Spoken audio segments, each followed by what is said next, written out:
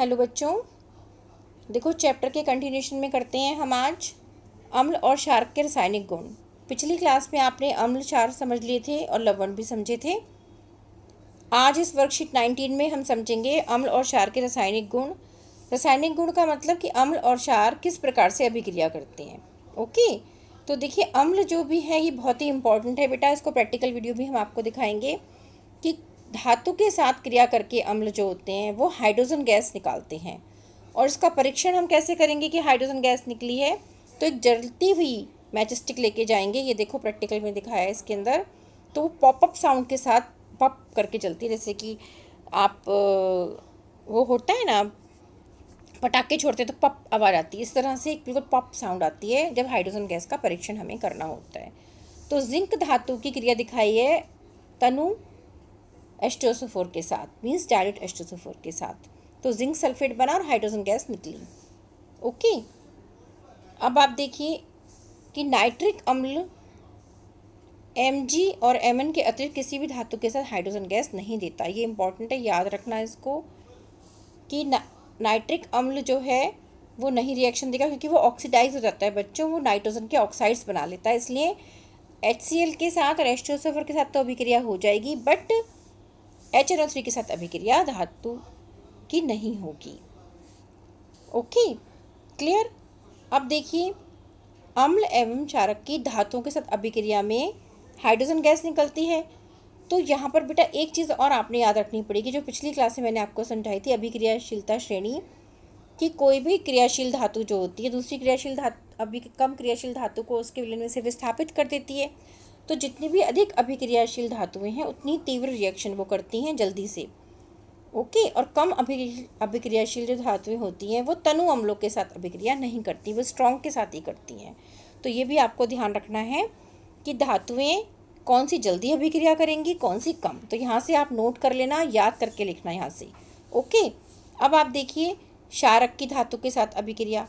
तो कोई भी क्षार भी अगर प्रबल क्षारक है उसके साथ धातु क्रिया कर रही है तो हाइड्रोजन गैस निकलेगी, अदरवाइज रिएक्शन नहीं होगी। ओके, तो ये रिएक्शन आप याद कर लेना। अब देखेंगे नेक्स्ट थिंग कि अम्ल की धात्विक ऑक्साइड एवं क्षारक की अधात्विक ऑक्साइड के साथ अभिक्रिया। अम्ल जो होते हैं धात्विक ऑक्साइड के साथ अभिक्रिया करके लवण और जल बनाते हैं। इस अभिक्रिया को हम कहते हैं उदासीनीकरण।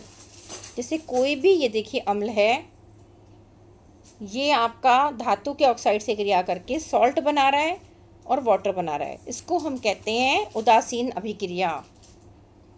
और दूसरा, कोई हमने कोई बेस लिया, क्षारक लिया है, तो वो अम्लीय ऑक्साइड से रिएक्शन करेगा। ये बात ध्यान देना, अम्ल जो होते हैं वो क्षारिक ऑक्साइड से करेंगे और क्षार जो होते हैं वो अम्लीय ऑक्साइड से करेंगे। क्रिया वही है उदासीनीकरण। तो यहाँ पर अम्लीय ये देखिए अधात्विक ऑक्साइड लिया है और क्षार से अभिक्रिया करके ये सॉल्ट और जल बनाता है। तो ये आपने रिएक्शंस याद रखनी है कि कौन कौन सी अभिक्रिया हुई। अब देखिए अभ्यास करें। आयरन, मैग्नीशियम, कैल्शियम की हाइड्रोक्लोरिक अम्ल एवं सल्फ्यूरिक अम्ल के साथ रासायनिक अभिक्रिया आप लिख लेंगे। Fe की Fe प्लस मैं लिख कर आपको बता HCl, ये मैं आपको लिख कर पोस्ट कर दूँगी।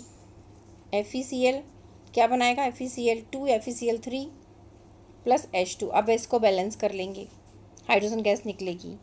इसी तरह से H2SO4 के साथ भी FeSO4 बनेगा, ठीक है। और मैग्नीशियम का भी Mg प्लस HCl, तो वही MgCl2 प्लस H2। ये रिएक्शंस आप पहले भी लिख चुके हैं, आप इसको बैलेंस कर लेना कि 2 है तो यहाँ पर ट्वाइस लगाएंगे। इसी तरह से आप कैल्शियम की अभिक्रिया अगर H2SO4 से लिखेंगे तो Ca plus H2SO4 will give you CaSO4 calcium sulphate plus H2 plus hydrogen gas निकल जाएगी। ओके बच्चों, तो ये आपने ध्यान रखना है, इक्वेशन को बैलेंस लिखना है। कॉपर की नाइट्रिक अम्ल के साथ अभिक्रिया करने पर क्या हाइड्रोजन गैस उत्पन्न होगी? नहीं होगी। अपने उत्तर की पुष्टि, क्योंकि नाइट्रिक अम्ल खाली मैग्नीशियम और मैग्नीज के साथ अभिक्रिया देता है, बाकी के साथ ये ऑक्सीडाइज हो जाता है, अभिक्रिया नहीं करता।